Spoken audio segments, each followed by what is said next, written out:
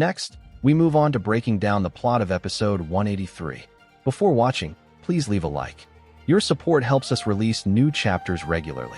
The people of Mulan attacked Tiannan, and Han Li, who had reached the early nascent soul stage, arrived at the front line on behalf of the Falling Cloud sect to support the defense.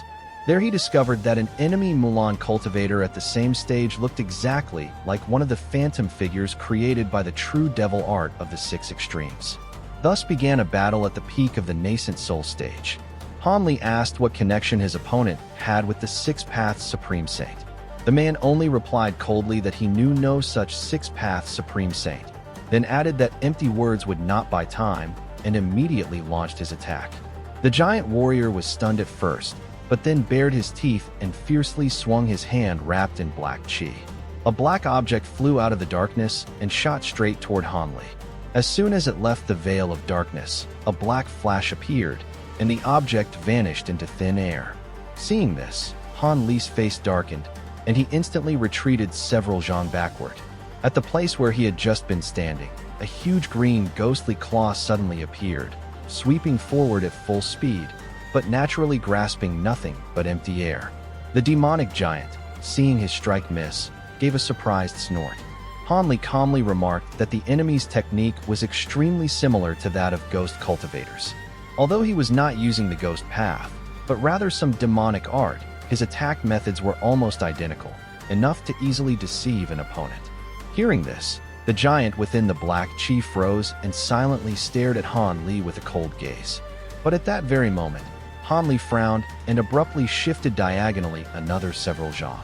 A second green claw burst soundlessly out of the ground beneath the spot where he had just stood, yet this sudden strike also missed its target once again.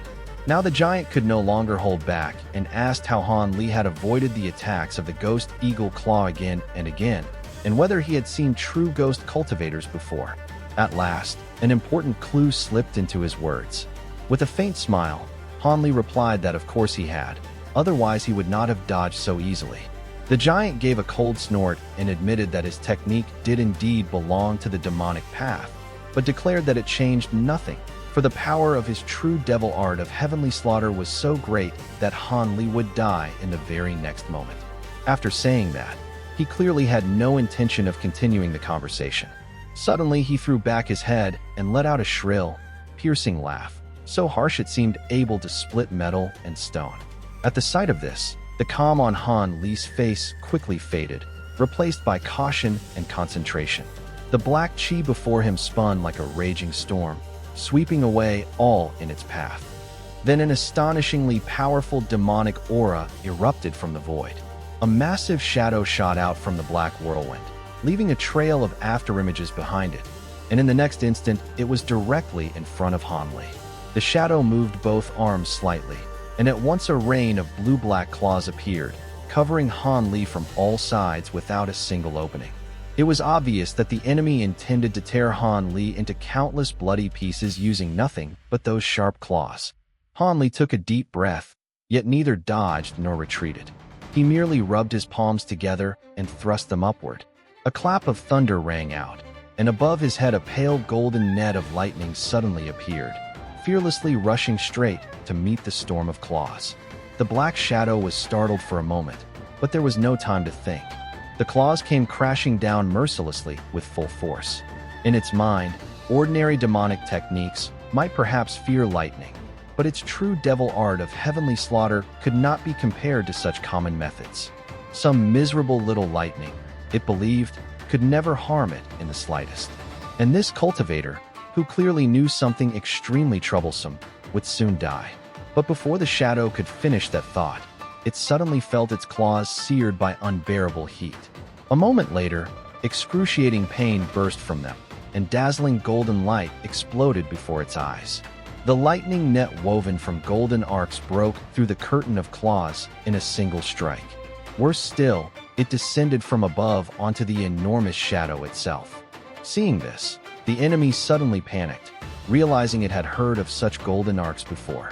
When the net completely covered it, it finally remembered the old legends. This was one of the greatest banes of the true devil art of heavenly slaughter. Back during the demonic invasion, The elders had repeatedly warned about such things. But after going so long without meeting a worthy opponent at the same level, it had forgotten all about it. The shadow's face turned blue with terror, yet it had no intention of surrendering. With a loud roar, the enemy abruptly shrank its huge body. Crackling explosions accompanied the transformation, and in the blink of an eye the giant became a dwarf no more than 3 chi tall, stretching out the time of contact with the golden net. Using that brief moment it had gained, it immediately exploded with a muffled bang. Its body scattered into countless fine black threads, gleaming like pitch. Those threads shot in all directions, trying to break free. A cold light flashed in Han Li's eyes. He sharply shook both hands, controlling the golden lightning. The net flared and burst apart into countless arcs. Yet at once a new net of light formed from them, far denser than before, and it instantly began rapidly shrinking. So as soon as the black threads shot outward, they struck the golden net one after another and hissed loudly. Under the bombardment of lightning, the threads turned into clouds of black smoke, while shrill screams and ghastly wails rang out from inside. In the end, the threads retreated in fear to the very center of the net and gathered once more into a grotesque infant, black and glossy, as if coated in oil. Terror was frozen across its face. It opened its mouth and began spewing stream after stream of dense black chi. Layer upon layer, that chi wrapped around its body, desperately trying to resist the evil-repelling divine lightning that had already drawn near. Han Li's face remained cold and merciless. A trace of mockery flickered across his lips. The golden arcs shooting from his hands suddenly grew thicker and brighter. The light struck so fiercely that it was impossible to look it directly. Piercing cries rang out again from inside the net, but under the endless thunder they soon began to fade. A few moments later, everything finally fell silent. Seeing this, Han Li at last let out a breath of relief. The golden lightning curled up and withdrew, leaving only a black storage pouch in his hand. After that, he raised his eyes to the sky and flew back at once. Everything from the brief exchange of words to the enemy's destruction had taken only an instant. The thick-browed, bald giant below, Old Man Ma, and the others all stared at what had happened in complete shock. Even the great Mulan masters above, Gao Shou and Ku Yao, also stood frozen, eyes wide, unable to believe what they had seen. The Tianan cultivators did not know the origin of the black-robed men, but those two knew very well who they were dealing with. The mysterious cultivators had come from a vast empire located beyond the Mulan grasslands. Although the reason for their sudden appearance in Mulan territory was unclear, and no one understood exactly what agreement they had made with the divine masters of the 3 tribes, one thing was certain: their techniques and abilities far surpassed those of Tianan cultivators at the same stage. They had not even entered a true large-scale battle yet, and already they had successively killed 2 nascent soul cultivators from the south. That was precisely why the 2 great Mulan masters had placed such trust in the black-robed men and their strength. One of them had been sent into the second duel in order to kill or severely wound at least one of the guardians of the Grand Formation through surprise.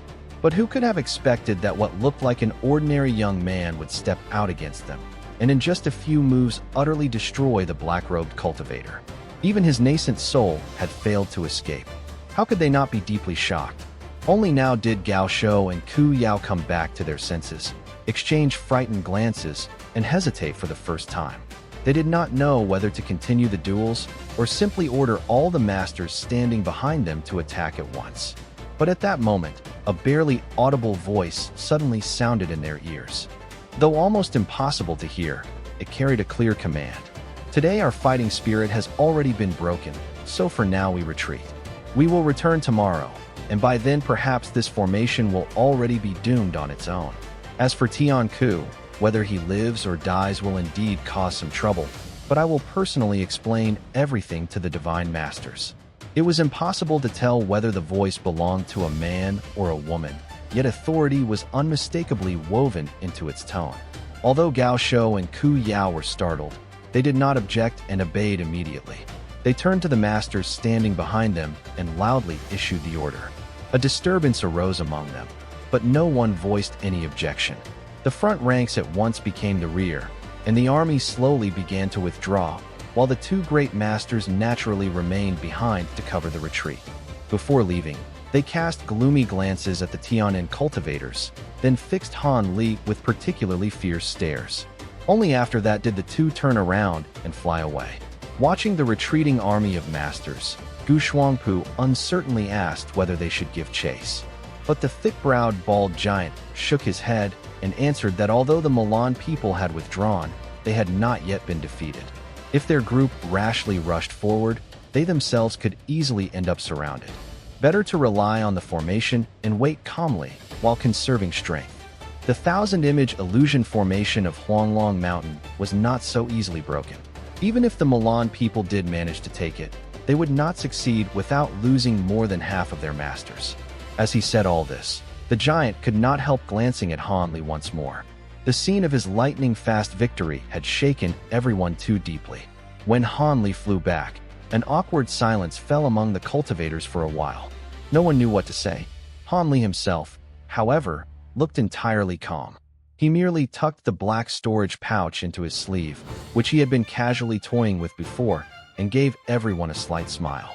Before, no one would have paid any special attention to such a smile from Han Li, but now, after he had personally destroyed a cultivator at the same stage, everyone suddenly sensed something unfathomable and profound in his calm manner. All of their earlier faint contempt vanished without a trace. The thick-browed bald giant was the first to recover and congratulate Han Li, saying that such a swift execution of an enemy master was truly worthy of admiration. He promised that after returning, he would certainly report it to the Alliance, which would no doubt reward Han Li handsomely. Old Man Ma and Gu Shuangpu also finally came to their senses, showering Han Li with praise and congratulations. But a distinct change could already be felt in their attitude. Between the lines, respect and even a touch of awe had begun to show. Han Li pretended not to notice any of this at all and politely exchanged a few courteous words in return. Yet during the conversation, he casually let his gaze linger on one of those present a little longer than usual several times. And when no one was watching his face, a faint mocking smile flickered at the corners of his mouth. After the army of masters had finally disappeared from sight, the thick-browed giant opened a passage through the sea of mist. Everyone quickly entered, and the entrance closed behind them once more. Around Huanglong Mountain, silence returned again. Back in the main hall, they did not discuss much. After speaking briefly about today's battle, they all dispersed to rest. This was especially true for Old Man Ma. His treasure had been destroyed, and his vital energy had suffered greatly. More than anyone else, he needed to take medicine and meditate quietly to restore his magical power. Soon only the thick-browed bald giant remained in the hall. He sat in the seat of honor, head lowered, lost in deep thought. No one knew what he was thinking about, but after some time, his brows suddenly twitched. A strange expression flashed across his face, and he quietly but sharply told the hidden person to come out. A chuckle sounded in response. The visitor praised his profound skill and remarked that he had been discovered the instant he entered. That, he added, was why the Alliance of 9 Nations had entrusted this side to him alone. Light flashed at the previously empty entrance to the main hall, and the figure of a man appeared with a faint smile. The thick-browed giant frowned and asked why the man had not gone to rest, but instead hidden himself and returned. The visitor replied that he had suddenly uncovered a secret and felt obliged to discuss it with him.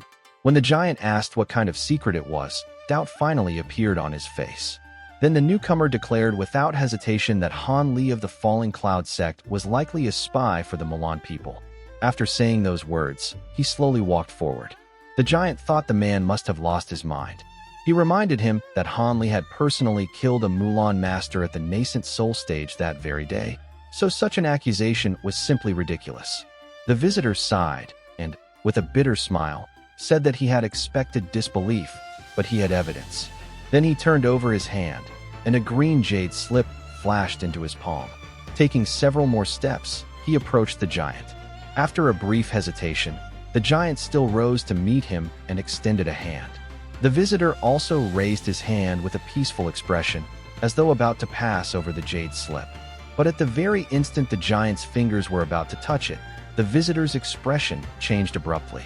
A flash of cruelty appeared in his eyes, green light blazed on the jade slip, and it transformed into a tiny emerald snake. Before one could even blink, it bit deeply into the giant's wrist. Extreme shock showed on the face of the thick-browed man. He opened his mouth as if to shout, but had no time.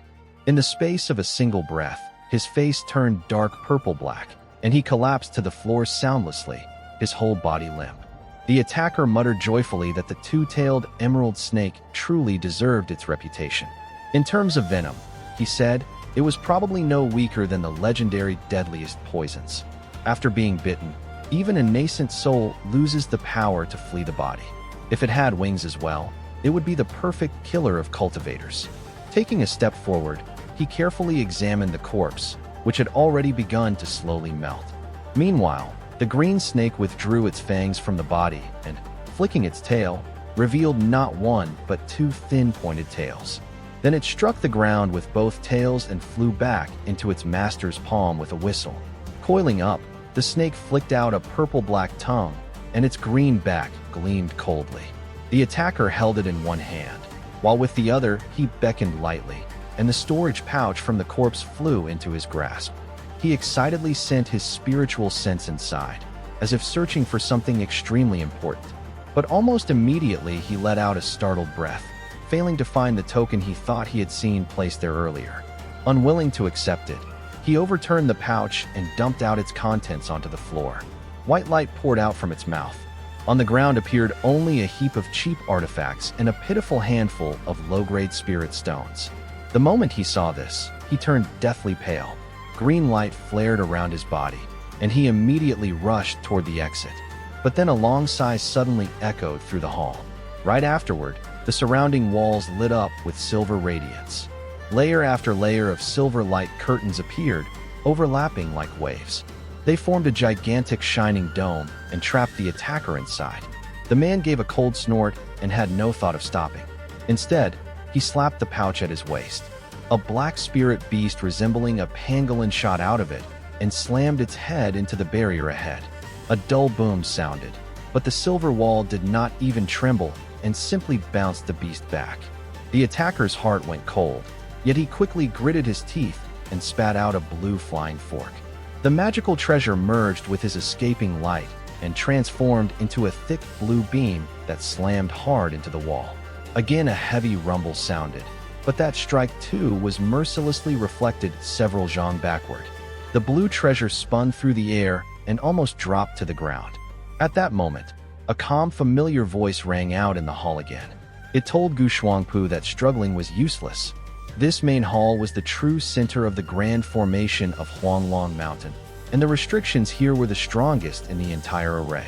Since he had fallen into it himself, there was no way for him to get back out. The voice was utterly familiar.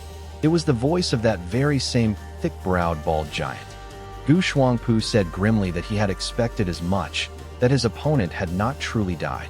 He immediately realized that what lay on the floor had only been a flesh and blood double. He had long known that within the alliance of 9 nations there was a mysterious expert skilled in making flesh puppets indistinguishable from the original. He had once believed such stories were only rumors, but now he knew they were true. Within the blue light, a human figure gradually became visible, and it was indeed Gu Shuangpu of the spirit-taming sect. Although his face had darkened, he still tried to remain composed. The thick-browed giant admitted that Gu Shuangpu was extremely well informed about the affairs of the alliance of 9 nations. He confirmed that Gu Shuangpu had indeed just killed him, but had only killed a controlled double. If even a nascent soul cultivator had failed to notice the difference, then the substitution must truly have been nearly perfect in appearance. White light flashed outside the dome, and the giant himself stepped into view. He looked at Gu Shuangpu inside the barrier, then lowered his eyes to the double that had dissolved into a pool of blood. Gu Shuangpu gave a disdainful snort and said that outward resemblance meant nothing. If he had not been wary of alerting the other side and refrained from carefully scanning the double with spiritual sense, he would certainly have seen through such a forgery at once. And in addition, he had now realized something else. No matter how lethal his two-tailed emerald snake was, nurtured by him for hundreds of years, it still could not have so easily killed a nascent soul cultivator. At the start, he had only intended to seriously wound his target. But after striking successfully, he had mistakenly thought that he had underestimated the power of his own poison. As he said this, his expression grew even darker, and regret flashed through his eyes. The thick-browed giant, by contrast, smiled. He admitted that he had ordered the creation of such a double merely on a whim. Naturally, he had never believed that a dead puppet could compare to a true external incarnation. But if one such puppet had succeeded in luring out and exposing a traitor colluding with the Mulan people, then the spirit stone spent on it had clearly not been wasted. At those words, Gu Shuangpu's face twitched ever so slightly. He fell silent for a while, then coldly asked whether the other side had known in advance that he would come. From the way it sounded, it was as if the giant had already prepared the double and had been waiting for exactly this attack. Had he been suspected from the moment he arrived at Huanglong Mountain? The thick-browed giant shook his head. He replied that he himself would never have suspected a senior elder of the spirit-taming sect without reason. He had simply been warned in advance by someone else. Though he had doubted it at first, he now fully believed it. Then he loudly called out, telling fellow Taoist Han and brother Ma to stop hiding and come out. Hearing this, Gu Shuangpu could no longer keep up his gloomy composure. Yellow light flashed from the stone walls on both sides of the hall. Two figures emerged from them, the calm Han Li and Old Man Ma with a heavy expression. Old Man Ma said sorrowfully that he had never imagined Gu Shuangpu could sink so low. He asked what kind of benefits the Mulan people had promised him for him to descend into such madness. Gu Shuangpu coldly retorted that there was no madness in it at all, because he himself was one of the Mulan people. Those words stunned the others. The thick-browed giant and the other two had clearly not expected that. Gu Shuangpu continued, saying that no mere bribe could have persuaded a cultivator of his level to side with Mulan if it were only about personal gain. He asked whether the cultivators of Tianan had any idea how scarce cultivation resources were on the Mulan grasslands. Every year, countless low-level masters who could have advanced further missed their best chance for growth simply because they lacked pills and auxiliary resources. In the end, after a little more than 100 years, they turned into piles of white bones. Why should the cultivators of Tianan be allowed to occupy such rich lands, while the masters of Mulan were forced to count every spirit stone down to the last one? If Mulan were given Tianan's cultivation resources, then in less than 100 years the number of its masters would double. And with such strength, they could defeat the immortal teachers of the two people and completely dominate the whole Mulan grassland. As he spoke, a mad light burned ever more fiercely in his eyes. After hearing this, the thick-browed giant and the others exchanged glances. But then Han Li suddenly spoke in a flat, expressionless voice. He remarked that as far as he knew, Mulan's main forces had suffered a crushing defeat in their decisive battle against the two people. Almost half of the Mulan grassland had already fallen into enemy hands. That, he added, was precisely why the Mulan people had resorted to such a desperate gamble against Tianan. Gu Shuangpu's expression changed sharply, and he glared at Han Li in fury. He demanded to know how Han Li could possibly know such things. At once it dawned on him that Han Li must have overheard his secret voice transmission with that hidden master. Han Li calmly admitted that Gu Shuangpu was quite quick-witted. He said that he could hardly be blamed for it. After all, Gu Shuangpu and that hidden master had used voice transmission too carelessly right in front of him. It was simply that Han Li's spiritual sense was a little stronger than that of ordinary cultivators at the same level. That was why he had happened to hear the entire conversation and afterward merely given fellow Taoist Lu a slight hint. Han Li spoke without the slightest expression, but Gu Shuangpu only grew even more savage. He admitted that he himself was to blame for one fatal oversight. He had hidden in Tianan for so many years, yet right before everything began he had still allowed such a flaw. He declared that he would not die without reason. However, he considered the claim that Han Li's spiritual sense was only a little stronger than usual to be excessive modesty. According to Gu Shuangpu, their voice transmission method had not been ordinary at all. He knew of no other way to silently overhear such an exchange except with spiritual sense at the late nascent soul stage. With those words, he fixed his eyes on Han Li and fell silent. Old Man Ma immediately turned pale at the implication. The thick-browed giant was equally astonished. Han Li himself merely frowned slightly. He had not expected to unintentionally reveal the strength of his spiritual sense. But then his expression smoothed out again, and his face became unreadable once more.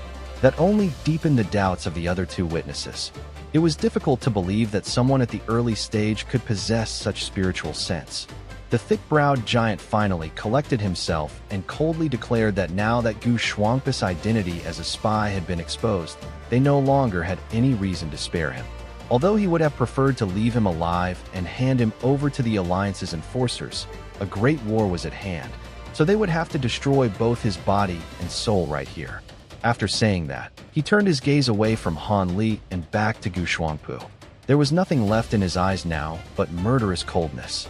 Without wasting another moment, he flipped his palm and a silver token for controlling the formation appeared in it. Raising it high, he gave it a slight shake before the dome. With a hiss, a stream of silver radiance burst forth from it and disappeared into the wall of light. At once silver ripples stirred inside the dome, and countless silver flowers appeared out of nowhere. They were dazzlingly beautiful and began drifting gently downward from above. But the instant Gu Shuangpu saw those flowers, his face twisted as though he were looking at venomous scorpions. Without a moment's hesitation, he struck both hands against his own body. Several layers of multicolored defensive screens immediately appeared around him. At the same time, he pointed at the blue flying fork before him. It rapidly spun and hovered over his head. In the next moment, it transformed into a blue curtain of light that shielded him from above. The thick-browed giant told Han Li and Old Man Ma that there was no point in watching further. Even if Gu Shuangpu was powerful, inside that restriction he would not be able to last long. Before long, thunder and fire would completely erase both his body and soul. It would be better to discuss how to explain all of this afterward. No matter what, Gu Shuangpu was a Mulan spy, but he was still an elder of the spirit-taming sect.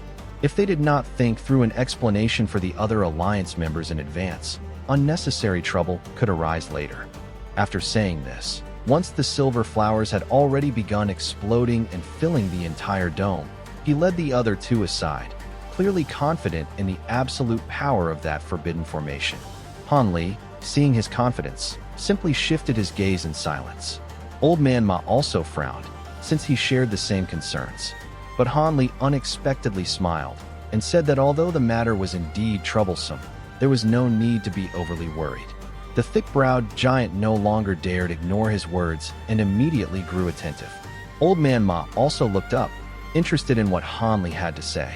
Han Li explained that the Alliance of Nine Nations had clearly dealt with Mulan spies in Tiannan before.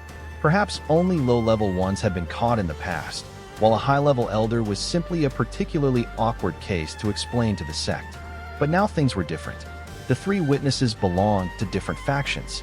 If anyone claimed that they had deliberately joined forces to frame only the spirit-taming sect, most people would never believe it. It would be enough simply to tell the story exactly as it happened and also send back the information they had overheard about the Mulan people so that it could be verified. Then, in Han Li's view, no major upheaval would occur. He even added that the spirit-taming sect itself might already have had some suspicions.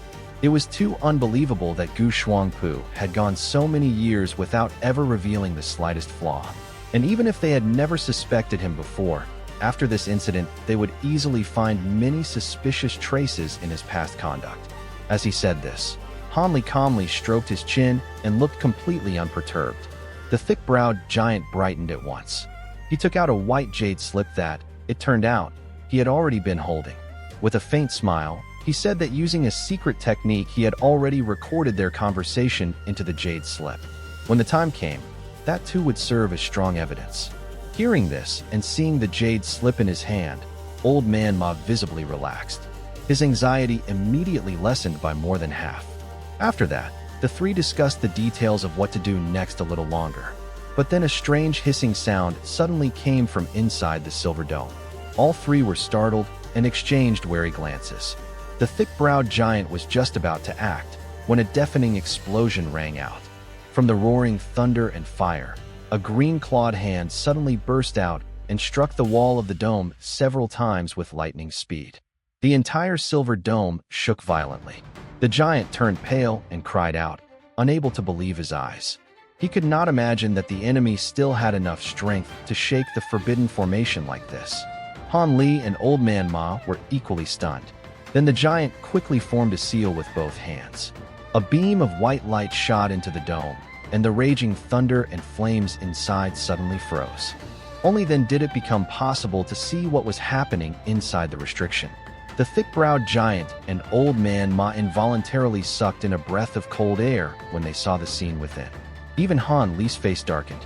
There was no longer any sign of Gu Shuangpu inside. In his place stood a monstrous creature, half human and half snake. This being, resembling both human and demon at once, still wore Gu Shuangpu's clothes.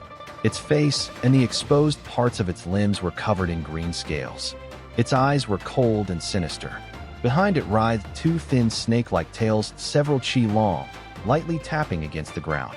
The features between the scales clearly still belonged to Gu Shuangpu. Yet from his half-open mouth, a purple-black snake tongue repeatedly darted in and out. Accompanied by hissing, that tongue appeared and vanished, sending an involuntary chill down one's spine. The moment Old Man Ma saw the creature, he cried out in horror that it was the spirit-binding art. According to him, Gu Shuangpu had fused into one with his two-tailed emerald snake. He could hardly believe that the long-lost secret art of spirit binding truly existed. The thick-browed giant had evidently also heard the bloody legends surrounding this technique. Upon hearing Old Man Ma's words, his expression changed at once, and both fury and alarm surged within him. Like someone facing a deadly enemy, he stared fixedly at the snake-like monster. With his free hand, he hurriedly slapped his storage pouch, and the silver formation token appeared in his hand once more. Spitting a stream of his own essence onto it, he tossed the token above his head. Rapid incantations immediately followed. At the same time, the creature inside the dome also moved. It swept the three beyond the barrier with a dark gaze and rapidly flicked out its snake tongue twice. Then its mouth suddenly split wide all the way to the cheeks, and a stream of purple-black liquid burst from within.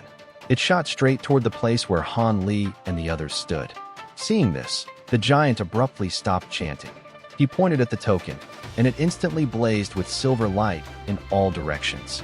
More than a dozen silver seals flew out of it and shot into the dome one after another. Immediately after, the wall of light flashed, let out a dragon-like hum, and grew even denser. At the same time, in the upper part of the dome, countless silver thunder flowers much larger than before began rapidly taking shape. But the purple-black liquid had already struck the wall of light. A small portion of the dome instantly turned black. That darkness spread swiftly in all directions, and within only a few moments stained an area about a zhang wide. A savage delight flashed across the face of the snake monster. Its two tails slammed into the ground at the same time. The creature turned into a green beam and shot forward at astonishing speed. In only a few breaths, it reached the blackened section of the dome. With a slight twist of its shoulder, the monster mercilessly smashed its green claws into that spot. A loud crash rang out, and the tough wall of light tore open like paper. Seeing the opening, the creature rejoiced even more and at once darted toward it, trying to slip out. The thick-browed giant's face turned pale in horror. He hurriedly spat out his own magical treasure. The white artifact, shaped like a short rod, flared up and immediately spread protection over his whole body. Old Man Ma reacted almost as quickly. With a tense face, he released his ruler-like treasure. It flashed with brilliant light and stopped in front of him like a shield. Both men understood perfectly well that a cultivator at the early nascent soul stage who had used this spirit-binding art was already almost comparable in power to an opponent at the middle stage. So there was no thought in their minds of winning quickly. For now, the important thing was not success, but first avoiding a mistake. But at that exact moment, a helpless sigh came from the side. Han Li stepped forward on his own and decided to enter the battle first. Thank you for your support. If you enjoyed it, please subscribe. See you next week.